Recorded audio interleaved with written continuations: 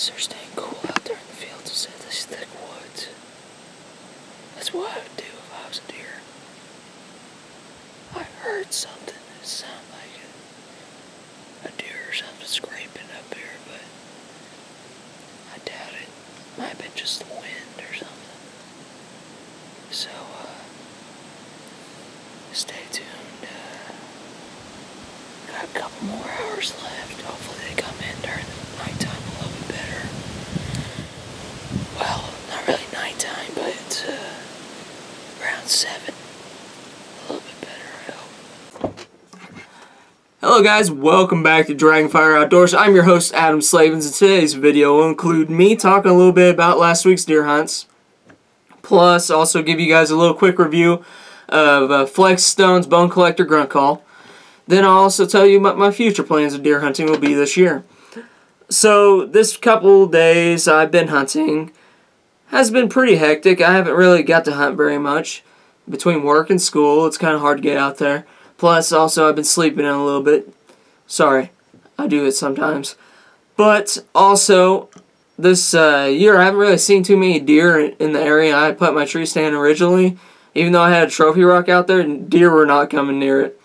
There's no trails through there. I heard a turkey in the distance probably once while I was hunting. I saw a deer probably 80 yards away in thick brush, not coming anywhere near me. So I decided to be a little bit more aggressive and move my deer stand where I had my trail camera out. And it's been 10 days since the food's been gone off of that spot, you know, so it's legal for me to hunt there. And I put up my deer stand right there, probably 10 yards away from where that stuff was, and hopefully I'll see a bigger deer this year. Then that's kind of my future plans. Is I also got a big dog hunting Flexstone deer blind, pop-up one, for my birthday, so I'm going to probably give you guys a little review about that here in a few weeks. And also give me an opportunity to hunt more fields too, so I'm hoping I can see some deer out there. But we'll get right into it. This is the Flexstone Grunt Call that Bone Collector has, and basically it's just like any other reed call, but it gives you the opportunity, instead of rolling a rubber band down the reed, you just press on it to change the high and low octaves, you know, of a deer. So what this has is like a fawn bleat or a doe and estrus bleat, then a regular doe bleat, then a deep old grunt call. You can also do a snort wheeze off of it, off the back end of it. So first one here, I'll give you guys a little sound comparison. The first call here has an F on it. You press on the F and it presses down the call to make it loud, higher pitched. So this is what it sounds like. And it's pretty loud call. You kind of have to put a lot of air into it to make it that loud of a call. That's what I'd use mainly during rut, or a little bit pre-rut, when those does are still kind of curious, you know, have fawns recently. So if you put that sound out there in pre-rut, you got a lot of does in the field far away from you, you want to bring them a little bit closer to you, you kind of blow that like this. You know, it sounds similar to what a fawn sounds like, but it'll get those does curious. They probably won't blow at you too much, but they'll wonder what's over there, so they'd walk towards your direction and probably bring that big buck closer to you. Also, you got the doe bleat. Sounds like this. A little bit lower pitched bleat. Sounds really good.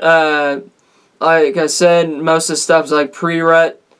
And this could go a little bit into post-rut, because you still got some bucks wandering around searching for that last doe. But that's what the doe one sounds like. I also got the grunt sound. And you also got the snort wheeze. It's more of a wheeze, not really a snort wheeze. Kind of blow and wheeze to me. But you can also do different things. You could do a buck roar instead of like the short grunts.